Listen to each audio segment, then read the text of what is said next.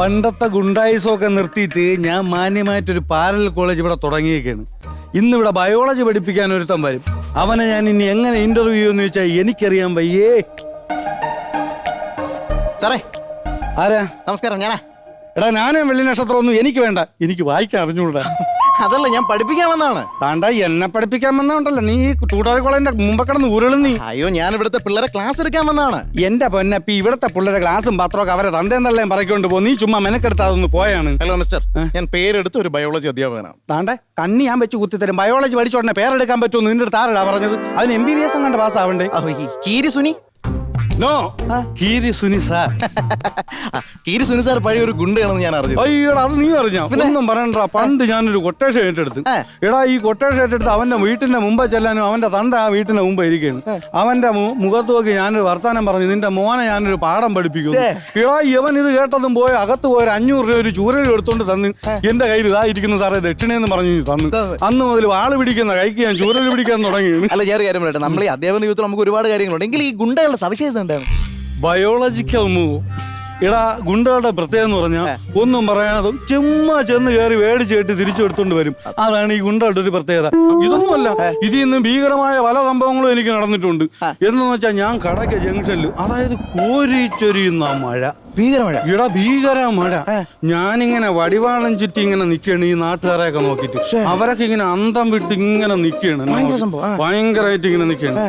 ഞാൻ ഇത്രയേറെ ഇങ്ങനെ കറക്കി നിന്ന്. എന്നിട്ട് എടാ, ഈ മഴ മുഴുക്ക മൊത്തം നനഞ്ഞ് ഒരാഴ്ച പനിയും ജലദോഷമായിട്ട് ആ മെഡിക്കൽ കോളേജ് കിടക്കായിരുന്നു. എന്ത് ചെയ്യുമെന്ന് പറ. ഇത് നിനക്കിത് എന്തോന്നാണിത്?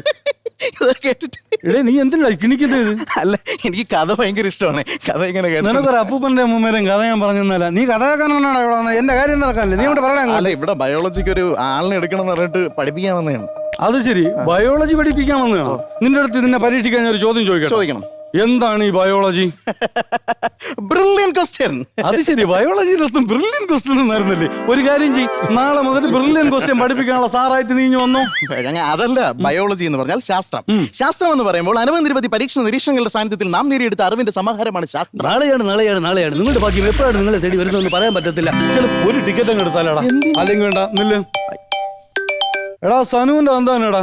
എടാ, നീ കഴിഞ്ഞ മാസത്തെ ഫീസ് ഇവിടെ കൊടുത്തേക്കാന്ന് പറഞ്ഞിട്ട് ഇതുവരെയും കൊടുത്തേച്ചാ? നിന്റെ 5ാം ക്ലാസ്സിൽ പഠിക്കുന്ന മോന്റെ കൈ ഞാൻ എടുക്കാൻ പറഞ്ഞില്ലെന്ന്. അല്ല, ഇവിടെ ലാബ് ഉണ്ടാ? നീ വരുന്ന വഴിക്ക് ഒരെണ്ണം കിടക്കുന്നുണ്ടാ?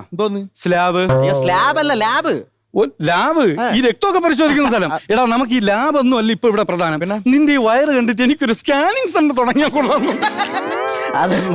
പിന്നെ ഞാൻ ഈ ലാബിന്റെ കാര്യം ചോദിച്ചെന്ന് വെച്ചാൽ, ഈ പ്രാക്ടിക്കലായിട്ട് ക്ലാസ് എടുക്കുന്ന ഒരു അധ്യാപകനാണ് ഞാൻ. താണ്ട കിടക്കുന്നത്. നീ പ്രാക്ടിക്കലായിട്ട് ക്ലാസ് എടുത്തിട്ട് വേണം ഞാൻ അപ്പുറത്തെ ഒരു അംഗൻവാടി തുടങ്ങാൻ. ഇവിടെ അതൊന്നും നടക്കൂല കേട്ടോ. ഡയറിയോ? എന്റെ പൊന്നു സുരേഷ് ഗോപി, നിനക്ക് 2 ഡയറി തീരുന്ന പ്രശ്നമുണ്ടെങ്കിൽ ഇതാ ഇവിടെ ഇരിപ്പുണ്ട്, നീ എടുത്തോ. അതല്ല, ഇത്തരം ജൽപ്പനങ്ങൾ പറയുന്ന ഒരാളുടെ മുമ്പ് ഞാൻ എങ്ങനെ പഠിപ്പിക്കും? ഞാനൊരു നല്ലത് പഠിപ്പിക്കുന്ന ഒരു അധ്യാപകനല്ലേ? ഇനി ഒരു നിമിഷം കൂടി ഇവിടെ നിൽക്കില്ല. എടാ, നിനക്കൊരു തോന്നലുണ്ട് ഞാനൊരു മണ്ടനായ ഗുണ്ടാണെന്ന്. അയ്യോ, അങ്ങനെ ഒരു തോന്നലൊന്നും എനിക്ക്. അങ്ങനെ തോന്നലുണ്ടെങ്കിൽ നീ അങ്ങ് മാറ്റി കളഞ്ഞു. അതൊന്നും അല്ല. എടാ, നീ ഈ ഭൂമി മലയാളത്തിൽ ഏത് ചോദ്യം ചോദിച്ചാലും ഈ ഗുണ്ട സുനി മണി പോലെ ഉത്തരം പറയൂ. ഈ സുനിയുടെ അച്ഛൻ ആരാണ്? ഉത്തരവില്ലാത്ത ചോദ്യം കൊണ്ട് ഇങ്ങോട്ട് വന്നോണ്ടല്ലേ. ബയോളജി ചോദ്യം ചോദിക്കട്ടെ. എങ്കിൽ പറ, എന്താണ് പരിണാമം? എന്താണ് പരിണാമം? അതല്ലേ ഞാൻ ചോദിച്ചു, എന്താണ് പരിണാമം? അതെനിക്ക് അറിഞ്ഞുകൂടാതുകൊണ്ടല്ലേ നിന്റെ അടുത്ത് ചോദിച്ചാൽ എന്താണ് പരിണാമം? അതായത് പരിണാമം എന്ന് പറഞ്ഞു കഴിഞ്ഞാൽ, പണ്ട് കാട്ടിൽ കുരങ്ങന്മാർക്ക് വാലുണ്ടായിരുന്നു. വാലുണ്ടായിട്ടിരുന്ന? വാലുണ്ടല്ല, ബോണ്ടായിരുന്നു. അതല്ല, വാലിങ്ങനെ ഞാൻ താഴോട്ട് കിടക്കിയിരുന്നു. ഈ വാൽ ഉപയോഗിക്കാതെ വന്നപ്പോ വാലങ്ങ് നശിച്ചു പോയി. കുനിഞ്ഞു നടന്നിരുന്ന കുരങ്ങന്മാർ ക്രമേണ നിവർന്ന് നടക്കാൻ തുടങ്ങി. അതാണ് പരിണാമം. അപ്പൊ എന്തെങ്കിലും ഉപയോഗിക്കാതെ വെച്ചിരുന്നാൽ നശിച്ചു പോകും. ഉറപ്പാണ്? ഉറപ്പാണ്. അത് മാറ്റമൊന്നുമില്ലല്ലോ. നീ ഒരു കാര്യം ചെയ്യ്, നിന്നെ ഇവിടെ അപ്പോയിന്റ് ചെയ്തേക്കുന്നു. നീ ഒരു 10 പിള്ളേരെ വിളിച്ചോണ്ട് പെട്ടെന്ന് വാ. എടാ, ഇന്ന് വരെ ഞാൻ ഈ കോളേജ് ഉപയോഗിച്ചിട്ടില്ലടാ. ഇനി ഇതിനെങ്ങാനും പരിണാമം സംഭവിച്ചാലാടാ. കൊള്ളായിരുന്നു.